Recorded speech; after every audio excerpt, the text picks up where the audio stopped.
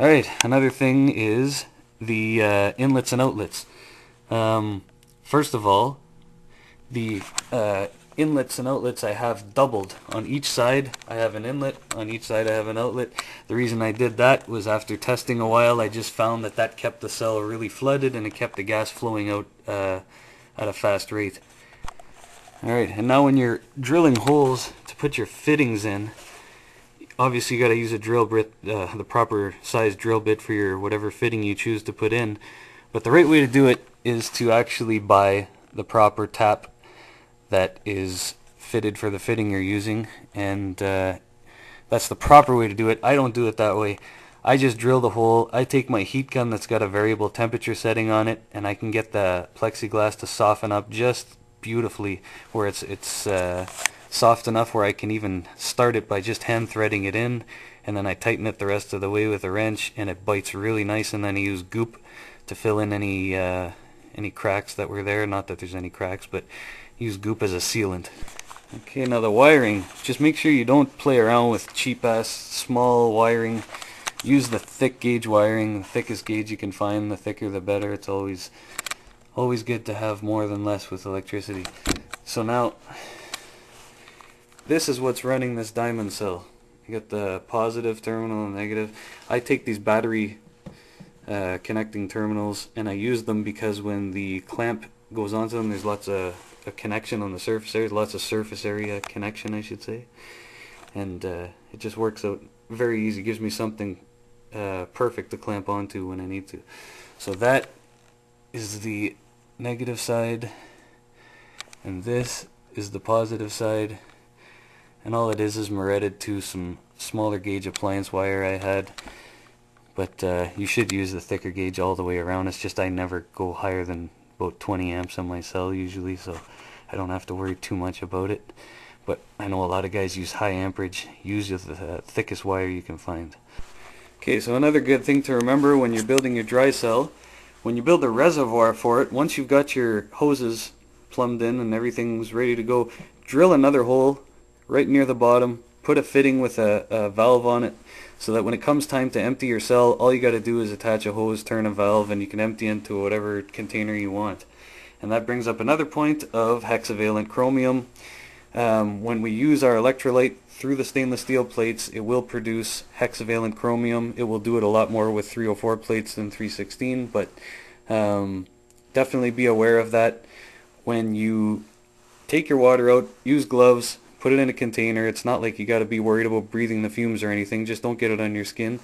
Put it into a container, cap it, write chromium 6 on it, and just bring it to your toxic depot.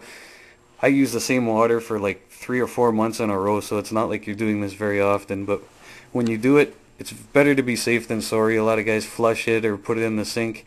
I wouldn't recommend doing that, man. We're just going to end up with some type of other problem trying to solve a problem, making a bigger one in the end. So anyway, just be aware. Don't touch the electrolyte after you've been using it in your cell. Actually, don't touch the electrolyte ever, but make sure you don't get it on your skin, especially after you've been using it for a while. And then bring it to your toxic waste depot. I was going to say one other thing about dry cells. Don't be fooled by people's claims of liters per minute.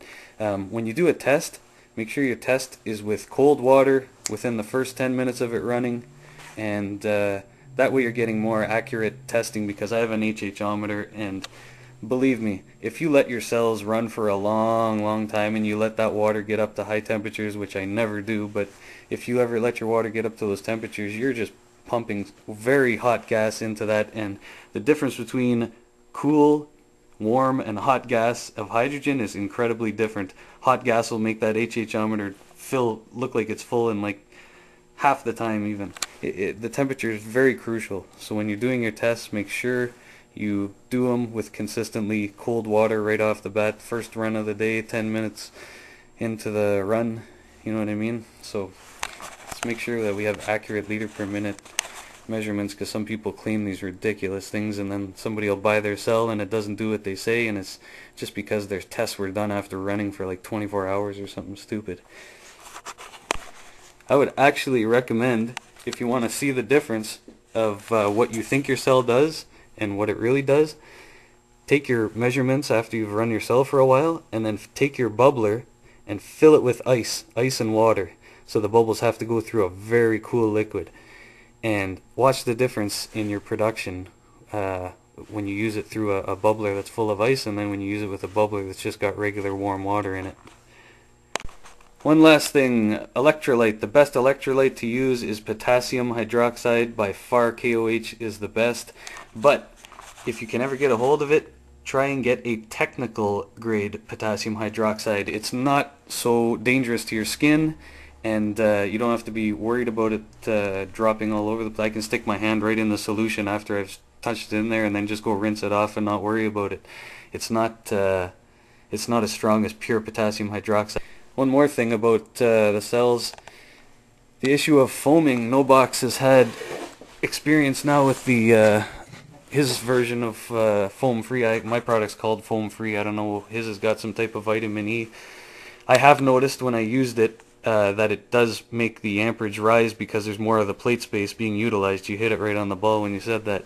I noticed first in my mini dry cell when I didn't have 2 ports, when the water level was down to here and this was all full of foam, the amperage was way low. When I'd pour the foam free in, the foam would go away, it would fill with liquid, and the amperage would go up. So you're right about that. I try not to use the foam free as much as possible. I still have no idea what actually causes the foam. We had so many good ideas, but the randomness of it occurring has discounted so many of the theories I had. Like, I had this same water in here from whenever I set this place up in my shop until that video I put out about it starting to foam.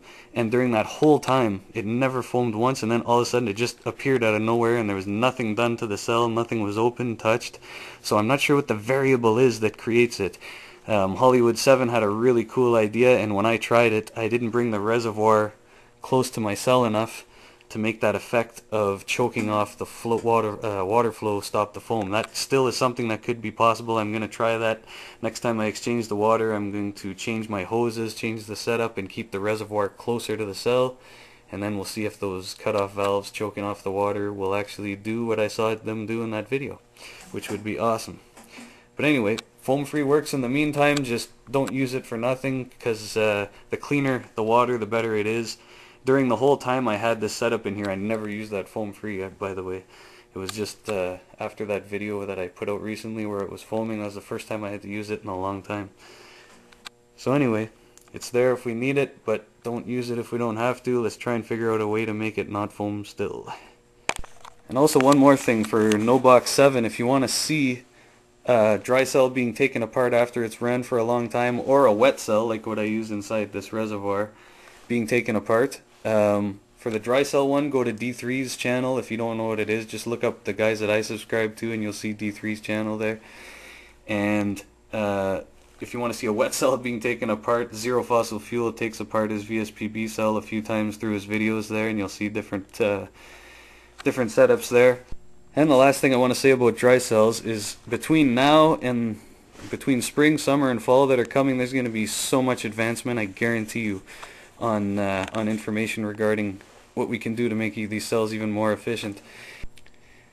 Yeah, as of now, these cells, the way we're making them, will be useful no matter what technology changes, because this stainless steel can still be utilized no matter what happens. There's cells going to be coming out where the stainless steel has a casing around it, or a sprayed casing around it, and the plates themselves will never even touch the electrolyte.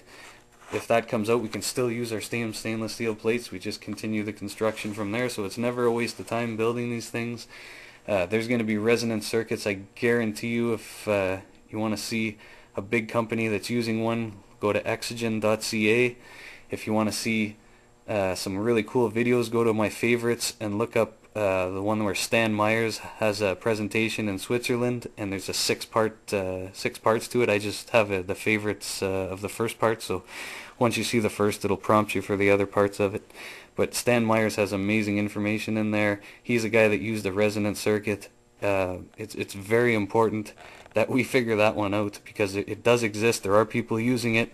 A guy like Zero Fossil Fuel has got the best chance of figuring it out, and he's determined to figure that out this spring and summer. So whatever advancements come, these stainless steel designs are still going to be applicable no matter what, so it's not a waste of money. Build them, use the better plates, put as much effort as you can into them, because it's going to be something you'll have for a long time.